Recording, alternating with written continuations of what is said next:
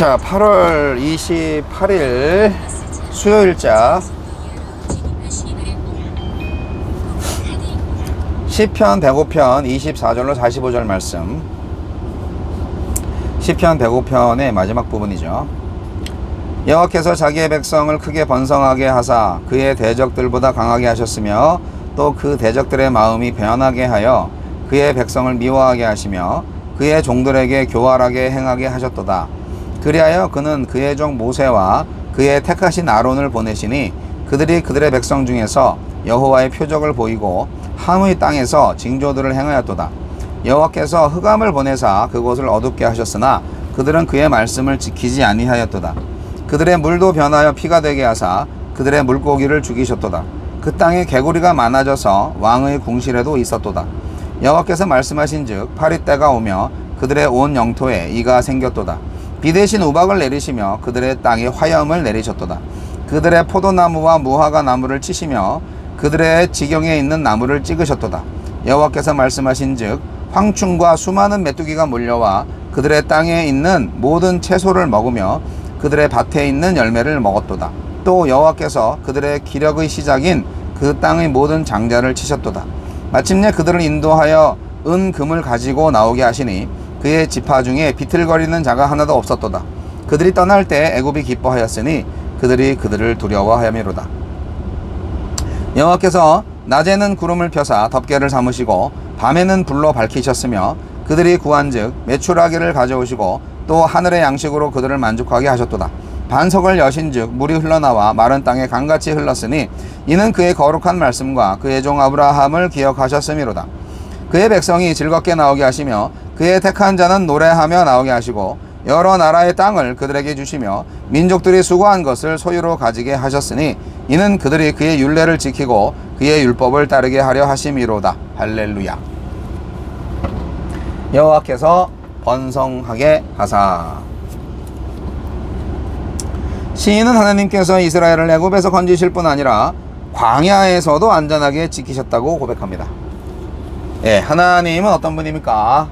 하나님은 민족의 흥망성쇠를 결정하십니다. 이스라엘은 애굽에서 마치 과실나무의 열매처럼 번성해 갔습니다.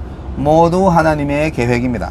이에 이스라엘의 흥왕함을 마땅치 않게 여긴 애굽이 교활한 방법으로 이를 방해하지만 누구도 하나님의 계획을 막을 수는 없었습니다. 사무엘상 2장 7절 말씀처럼 여호와는 가난하게도 하시고 부하게도 하시며 낮추기도 하시고 부하게도 하신다. 그렇죠? 그래서 이스라엘의 번성은 오직 하나님의 계획 속에서 일어난 겁니다. 나는 흥망성쇠, 나의 인생의 흥망성쇠 정말 하나님의 손에 있다고 믿나요? 믿는다면 그러면 다 맡기셔야지 가끔가다 또 내 손으로 나의 인생을 막 설계하고 만들어 가려고 하진 않나요? 조심해야 됩니다. 하나님의 살아계심은 역사 가운데서도 증명이 되었습니다. 시인은 이스라엘이 출애굽 당시에 하나님께 받은 은혜를 일일이 열거합니다. 모세와 아론을 보내신 것도 하나님이시고 표적과 징조를 행하신 것도 하나님이십니다.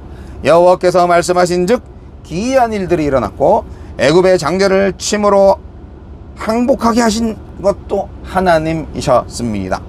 역사의 쓸모는 기억에 있습니다. 예, 역사가 쓸모 있게 되려면 우리가 기억을 해야 된다고요. 과거를 떠올릴 때 오늘도 여전히 살아계시는 하나님을 선명하게 보이기 때문입니다. 과거에 역사하신 하나님이 현재와 미래에 함께 하실 것을 소망하고 계십니까? 아멘. 우리에게 주시는 교훈은 무엇입니까? 네, 은혜의 목적은, 은혜를 주시는 목적은 바른 삶을 살게 하기 위해서입니다. 하나님이 이스라엘을 신실하게 인도하셨음을 노래한 시인은 그 은혜의 목적을 이렇게 설명을 하는 거죠. 율례를 지키고 그의 율법을 따르게 하려 하심이로다 라고요. 애굽에서 나온 이스라엘이 기업으로 받은 땅은 죄악과 우상숭배가 만연한 곳이었습니다. 하나님은 이스라엘 백성이 그 땅에서 율례와 율법을 지킴으로써 제사장 나라가 돼서 영적인 영향력을 발휘하기를 바라셨어요.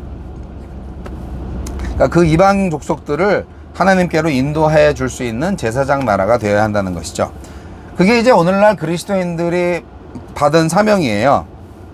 우리 그리스도인들이 바로 구원의 은혜를 입은 동시에 세상으로 파송된 제사장 나라거든요.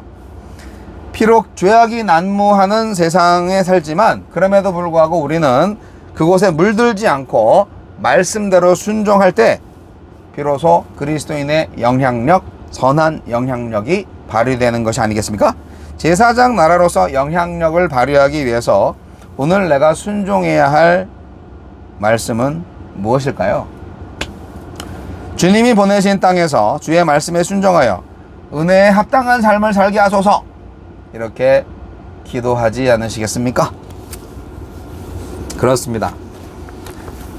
시편 말씀은 그야말로 이스라엘 출애굽 역사를 그냥 후루룩 쪽쪽쪽쪽쪽 이렇게 영상으로 슬라이드 보는 것처럼 보여줍니다. 주제는 간단합니다. 역사를 기억해야 한다는 것입니다. 구원의 역사. 하나님이 우리를 이렇게 구원하셨지 않냐.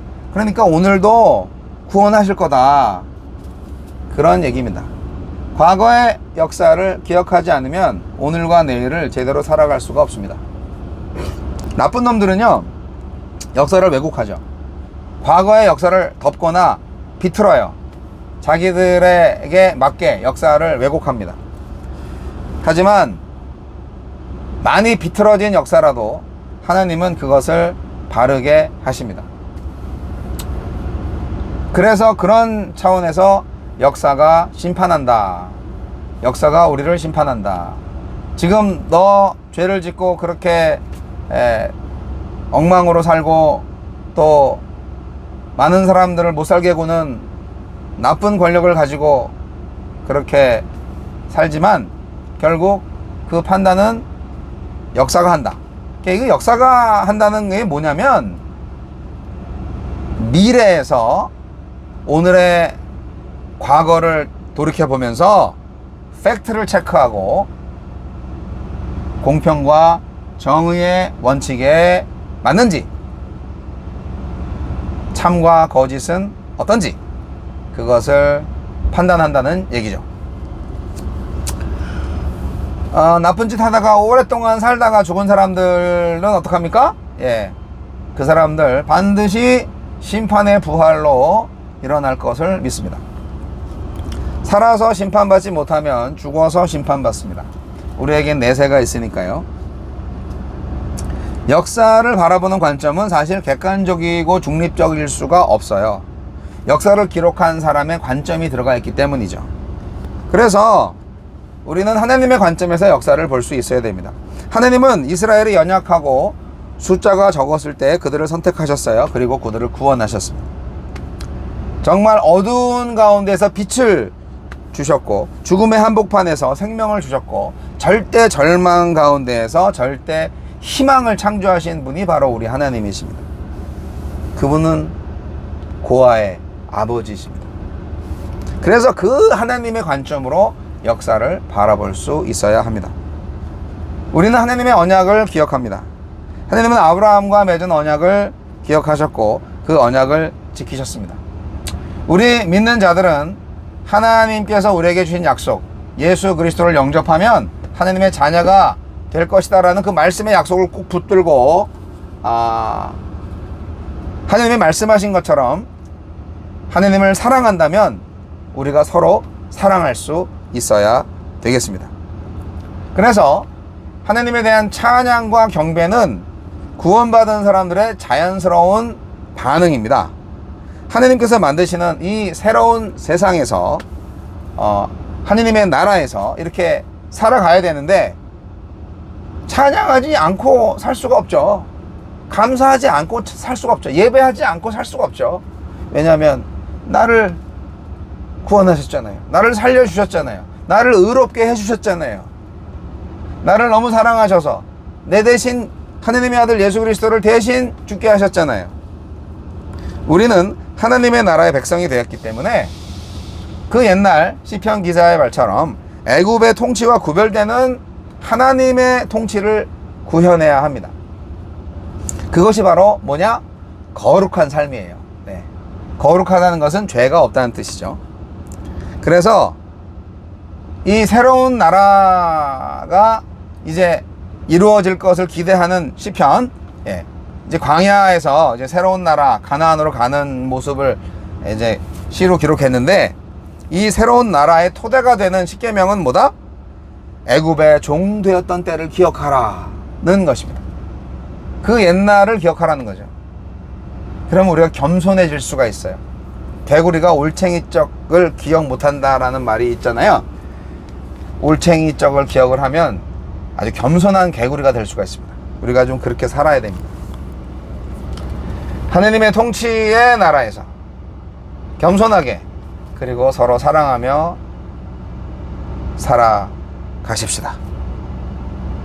거룩하게 말입니다. 찬양과 경배를 일삼으며 살아가십시다.